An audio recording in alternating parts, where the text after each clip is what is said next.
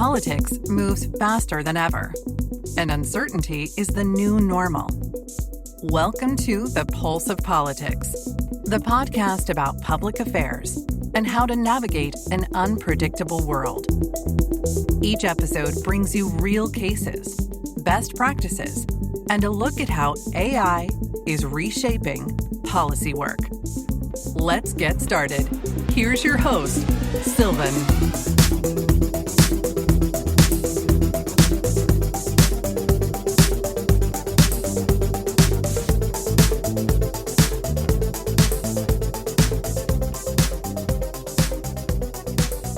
Dominik, very well welcome to the Pulse of Politics podcast. Thank you so much for being here with us today. Yeah, thanks for the invitation. You are the owner and the CEO of Meier Consulting, one of the leading consultancies for strategy and lobbying in Germany and Europe. You originally actually studied theology, history, and sociology. What career path did you envision for yourself back then, I wonder? At the end, it was really important for me to understand how is logic is function and how understanding of politics can be possible. But this was one career path.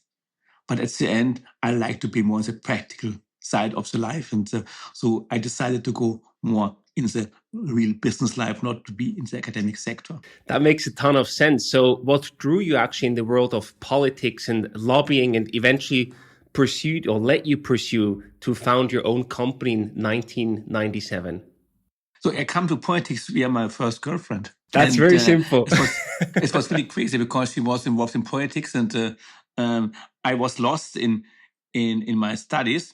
And then they said, come, Dominik, if you can do nothing, I have no idea, go in politics. And so I started in the internship in the German parliament in the beginning of the 90s.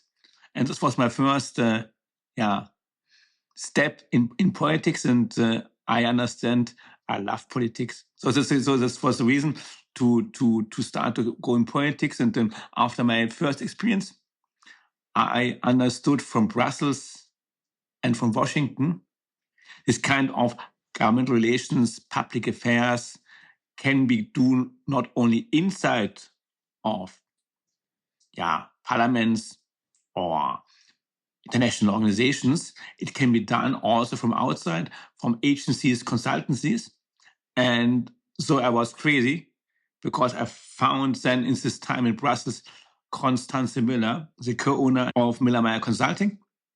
And then we was crazy enough to start Meier Consulting 1997 as one of the first public affairs consultancies in the history of Germany. Absolutely, yeah, true pioneers in that sense. And I wonder, almost 30 years ago, what were your ambitions with the company? Like, did you think it would ever become as big as it is today? Or what did you try to build and achieve together? So the idea was really simple. It's possible from outside to advise or consult people in politics or people in companies or big institutions to understand from outside politics. That was the first and most important idea. And this idea is ongoing up to today. It's a very clear mission. I love that. So since then, Meier has actually grown quite impressively with 60 professionals across Berlin, Brussels, and Washington, D.C. So I'm sure that you must know what makes a good public affairs professionals. What are the characteristics, the traits of such a person? I learned a lot of things, but the most important steps you have to understand in public affairs is, first, you have to love politics. Because politics means to go one step forward, but at the same time, 3 steps back. And you have to survive it. This is the most important point. So you have to love politics. The second point is you have to have a good relationship to people. You have to love to speak with people. So face-to-face communication, in particular consulting, public affairs, is the second key issue. If you love your computer, it's all fine, but politics is meeting people. So that's the second important point. The third point is communication. You have to speak a lot of time. You have to convince people. You have to find the right argument. So if you don't like communication, it's not the best job for you. And the last important point, what I learned in my studies, is how you organize your life, how you analyze things, and what is in kind of intellectual approach to subjects. How I can come in a short of time to the center of an argument, the center of a paper. If you like these 4 steps or these 4 points, you are right in public affairs. Out of these 4 points that you just mentioned, what can be trained and what is sort of a natural given to you? 50% of politics is your heart, is the question of your experience, and 50% is knowing technologies, knowing knowledge of how politics is function, how are the procedures of politics on different levels. That is in 50%. So if you think after long studies, you can do advising public affairs or go in politics, it's not the right decision, I think. And also, if you go directly in politics, you need 3, 4, 5 years to understand the practical side of politics and how you manage politics for your own and I hope so for your country. Makes a ton of sense. And I wonder, where do you find these people who share these characteristics? Do you have a specific university or company or background that you recruit from? In the beginning, in Germany, in Europe, and it was a kind of Wild West style to find people, because at the end, if you love politics, if you experience in politics and you like to advise or to speak with people, it's much easier. But of course, we are really looking forward people with a background of academics in the field of politics, history. But sometimes the famous people are these famous outsiders. We are happy to join in because at the end, if you're really good 50% with your stomach and your stomach feeling is good in politics, it's also an important step. But at the end, the career path is clear. It's in kind of BA, bachelor or master, and then you start during your studies, internship programs. It's important to see politics from inside on regional, national, international level, that you understand how international organizations function, you understand European Commissioners function, you understand how also businesses function, economic systems function, and if you combine it before you start, it's an important point for everybody to join public affairs, governmental relations. And coming to the important point, what is new in public affairs is how you can integrate new technologies. You cannot survive in the business of public affairs, government relations, also in politics, if you are not open and willing to accept the change of the digital world. And I love that. That's probably something that changed even more so over the recent past, right? Over the recent few years, you probably saw even a bigger change in technology that now also affects your business models and your business per se. Can you tell us a bit more about, over the past 30 years, what actually changed in public affairs and lobbying, and what stayed the same, what stayed the constant? Thank you, Stefan. You're coming to an important point. We have one important difference between I started in the old times, in the last century, to the time now. It's a key element as the speed and the complexity of politics. Communication and politics means 24/7. Every day, every time, no Christmas, no Easter, no Shabbat, nothing. It's only speed. And this is a completely new element in public affairs and politics. Second important point is a new balance between argumentation and emotions. Politics needs every time emotions and arguments. But in the last 10 years, the question of emotions are more important sometimes than arguments. This is a really important point. Technologies and new style of communications coming in our instruments, or are more important than ever to manage politics or to manage the relationship between politics and business. I love that speed, but that also sounds like your work gets more complex, more demanding, and maybe also more exhausting. How do you cope with that? Do you need more people to work for you to be able to cope with that? Or do you also have technology to leverage and to counter that on your side? As European, it's a key element to balance the technology side, also the human being side. Coming to the point, advising in public affairs and politics is face-to-face. So you need people. So it's still consulting is in business. You need people, human mind to speak like we do it now here about our issues, about politics. That's one point. So we need people. But the relationship between people and what is in the back, that's a key element. If you see what are the most important instruments of our business, so why we speak to people, and the key element is to speak with the right people, the right second, with the right argument. So that's public affairs in a simple term. We have to prepare this. And we come to the point now how technology and especially now artificial intelligence can help us to be faster, better prepared, and have a more knowledge base than before if we use technologies or artificial intelligence. That's the key point.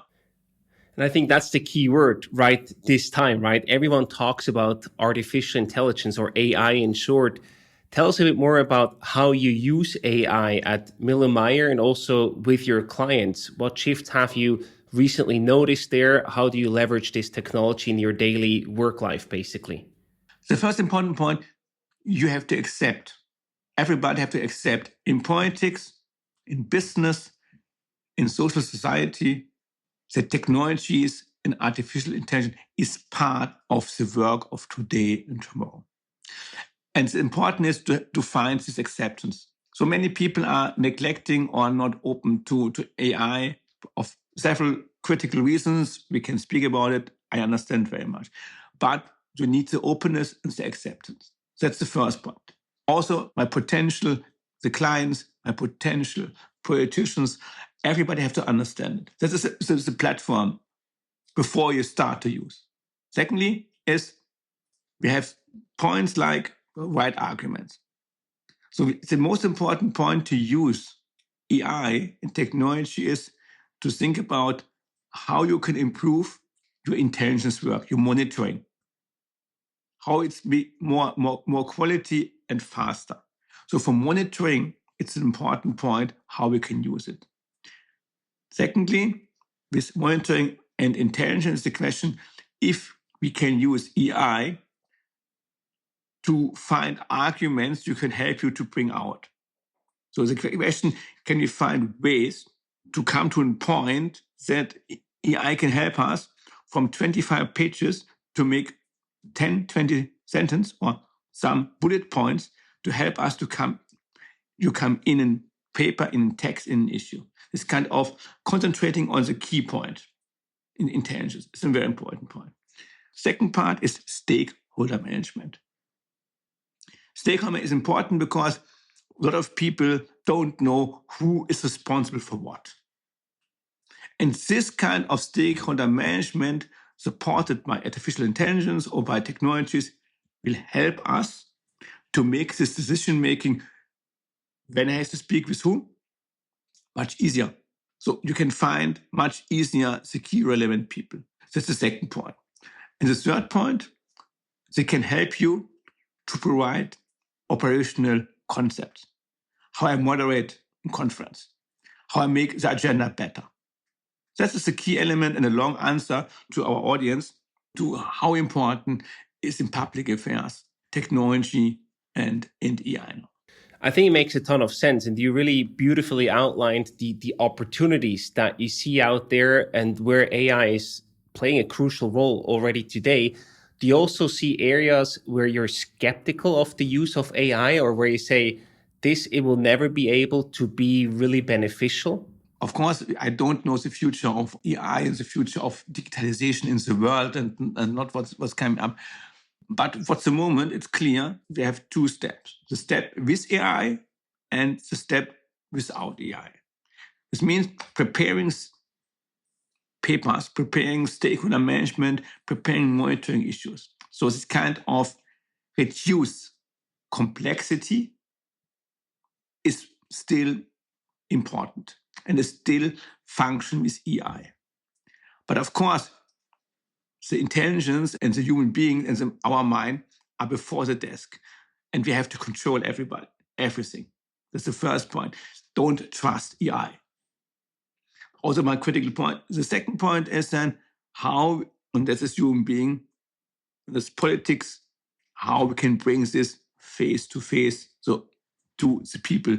But at the end, AI helps you to prepare, but you have to convince your counterparts. You have to build trust. And up to now, not one politician, I think, would like to speak with computers or in super hell. They would like to speak with people like you, Silvan, and me and other people. That's the difference. So we can use AI, but we know the problematic side of AI. So is this wrong or not? Or this makes sense or not? Because at the end, there's machine systems. On the other hand, we cannot survive in the time of more complexity, more speed to work without technologies and digitalization. Yeah, fully agree. In our first episode, Dominik Meier actually said AI is a co-pilot in his business. So it's not replacing you, but it's freeing you up from monkey work. It's making you more efficient. It's making you faster, exactly to your point. But in the end, you as a consultant or you as a company, you are in the driver's seat and you have to make the final decisions and then also execute with the personal relationships, etc.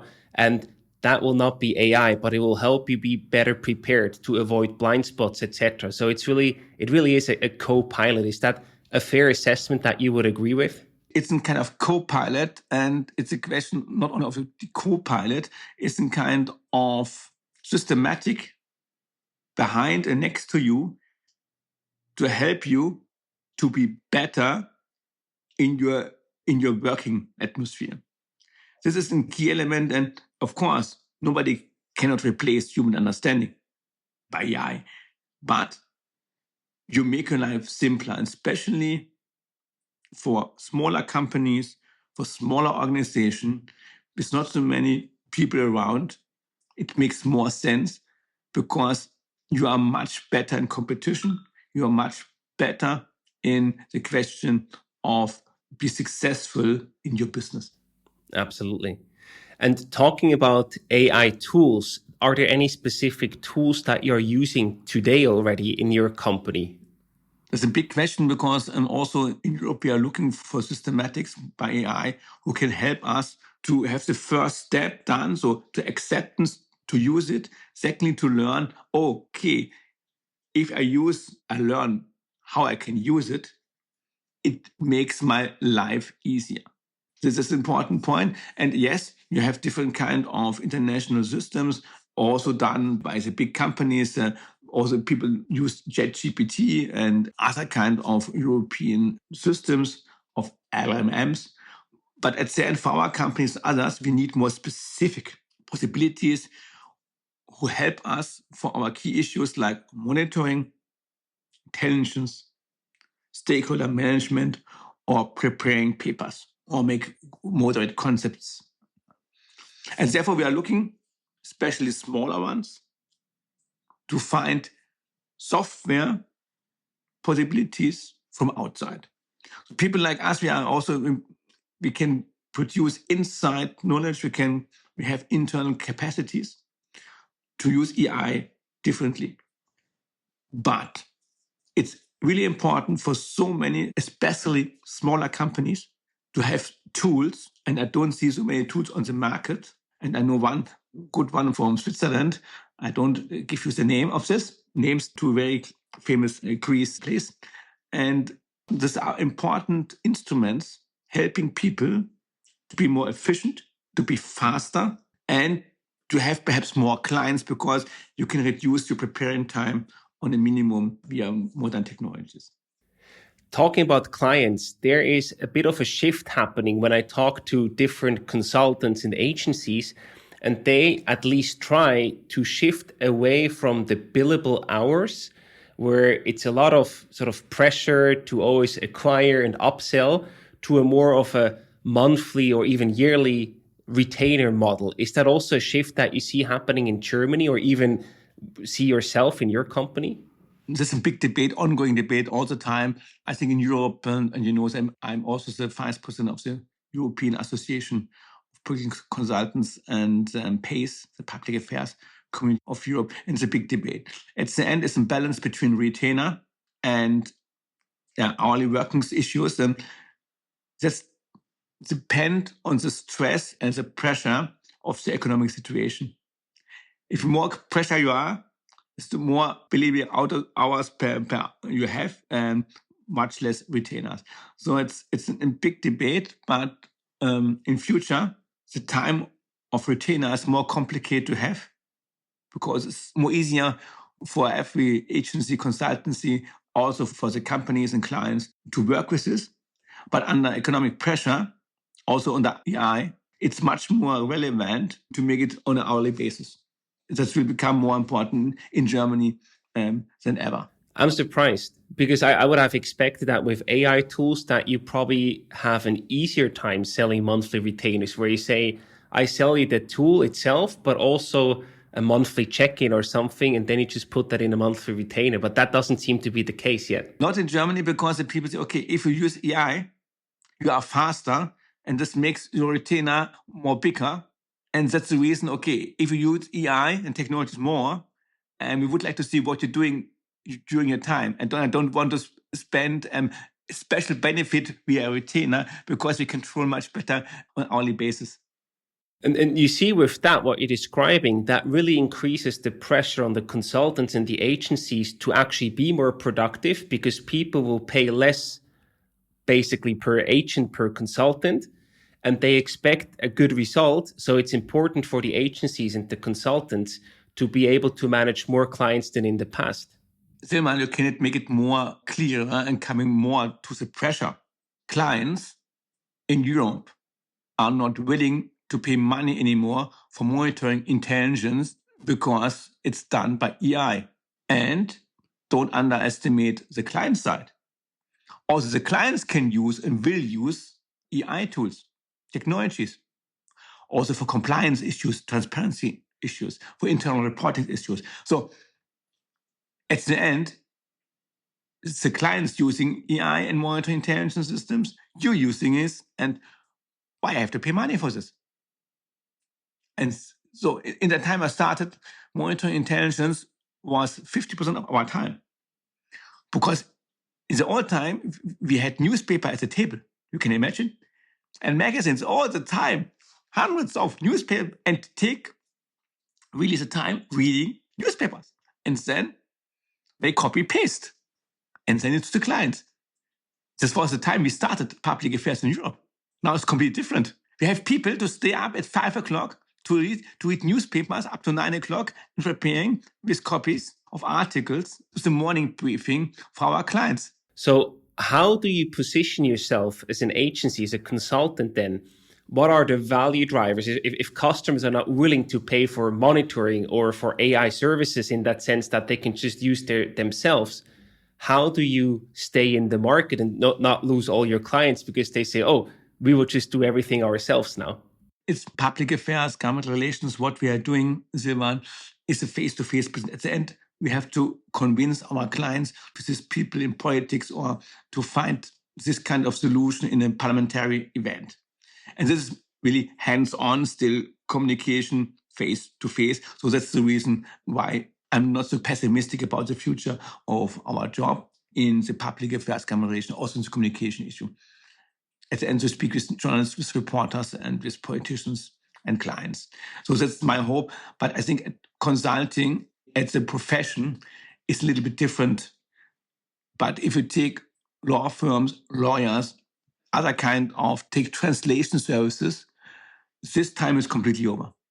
I have clients, they stop all relations with external translation offices and do it only with AI. Yeah, that's brutal, but that's the new reality, unfortunately. Also for lawyers, the normal communication of lawyers, because it's the same style, only just to change some words. Also in our company, in our agency, we can do it alone. We don't need it. So we have we have to differentiate. We will see what the future will bring.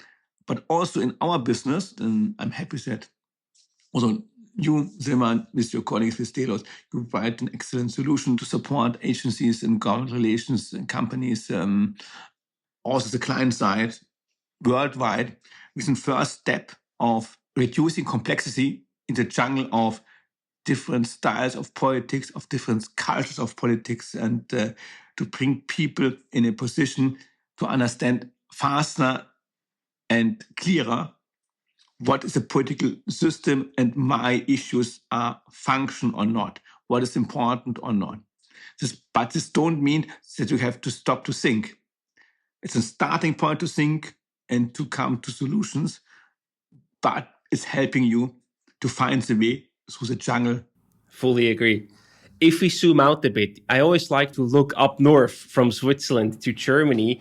You're also the founding president of DGPO. I know there was a handover recently, but nevertheless, you basically were very involved with the start of this association, of this organization. So I wonder, has the political consulting in Germany become more professionalized over the past years? What has improved and what still needs work from your perspective? We started 23 years ago with our associations, and I was 23 years as the president of DGPOL, the German Association of Political Consultants. And we have three important aims. The first was to understand quality in ethical standards. So to improve quality was the key issue. And to speak about ethics was a second important issue, about compliance, transparency. And the third point was international community building, coming together, especially in Europe, to develop kind of umbrella. What is public affairs? What is quality? What means reporting? What means communication? And so on. This was the big aim of DigiPol. And we started in a time in Germany, in Europe, politically was a closed shop. So only some people was in, everybody knows everybody, and outside nothing function. And now we have this new speed, we have the new media pressure, we have this new international approaches from everywhere in the world. We have the question of finding common solutions. And also it's different from the starting point. And this means we need technical support to solve problems. Professionalism in our business means also working with AI and technologies on a daily basis. Absolutely. And if we stick with Germany and look a bit into the future, we can say Germany, but not only, actually, arguably, probably the whole European Union is going through some turbulent period of time right now. What is your outlook here? Are you optimistic, pessimistic, neutral? Where do you think Germany and the EU are headed?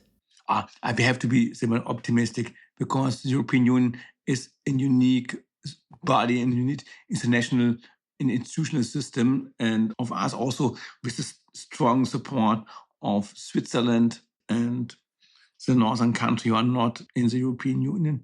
And also we have to look for our British friends. And I'm absolutely optimistic. What we have to learn again is to find more our own solutions as Europeans than before.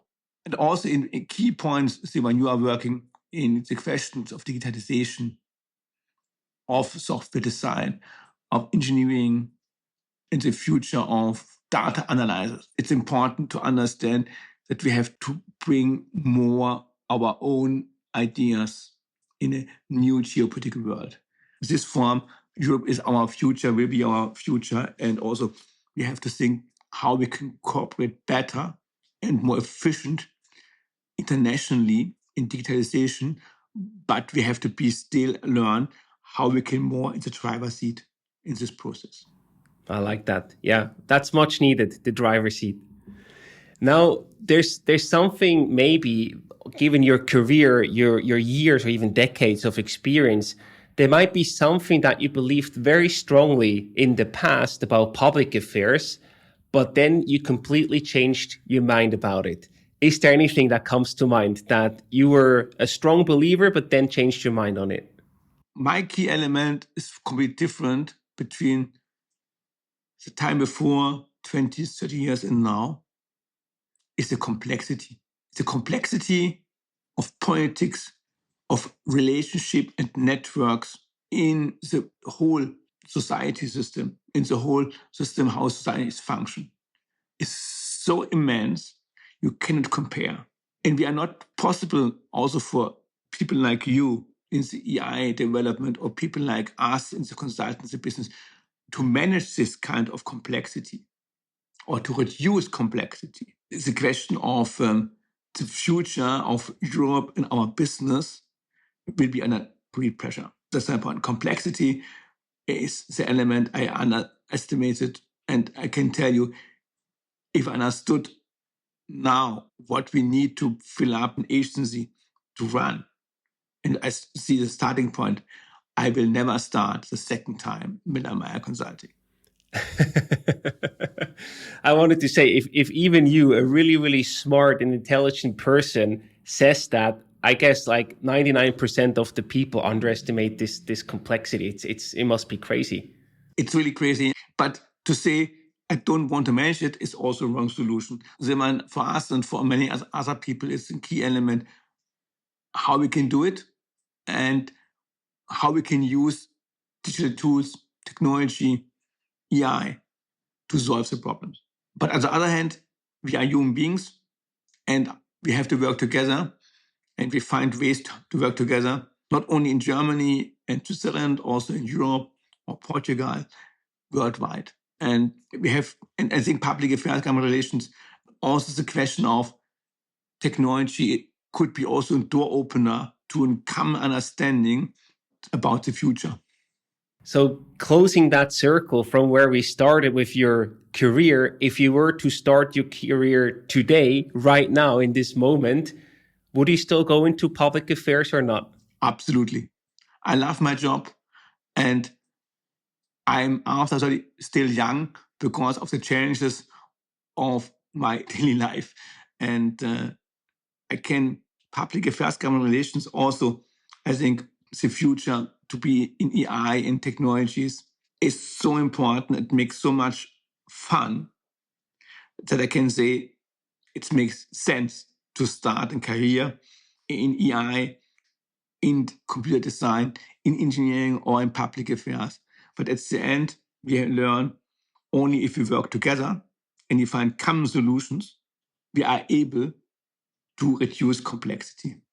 We certainly do live in a very exciting time right now, that's for sure. Dominik, to wrap up the conversation today, I also have some rapid fire questions for you. I give you either a short question or different options to choose from, and you have to answer in maximum one sentence. You ready? Yes. Berlin or Brussels? Berlin. Germany or the United States? We are only good together. That's a good answer. Politician or consultant? Consultant. I don't want to be in the media 24 hours every day. That's a good recipe, I would say. What is the best piece of career advice that you have ever received? Sleep overnight before important decisions. Nice one.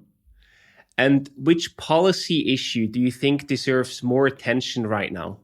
How we can live together tomorrow.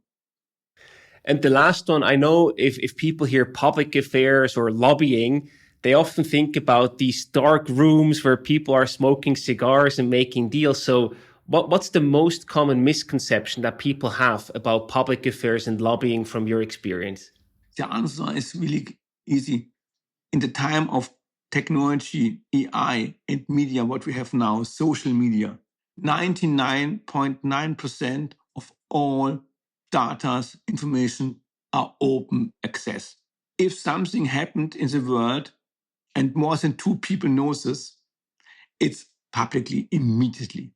So transparency is the most important and most relevant issue coming out of all the debate in the last 25 years, also of technology.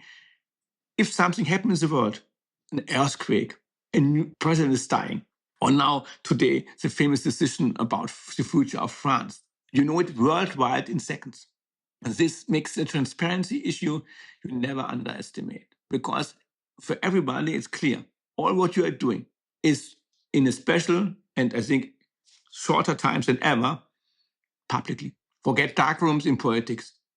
It's a big dreams for science fictions and perhaps of House of Cards, but it's not reality anymore, and you can see it on a daily basis.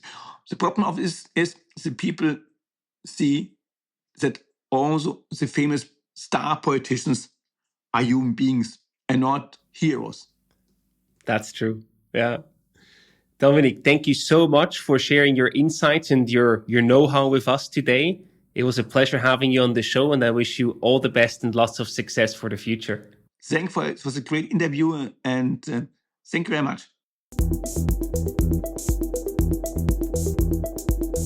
You've been listening to The Pulse of Politics, a Delos podcast about navigating uncertainty in public affairs. For more insights, visit delosanalytica.com.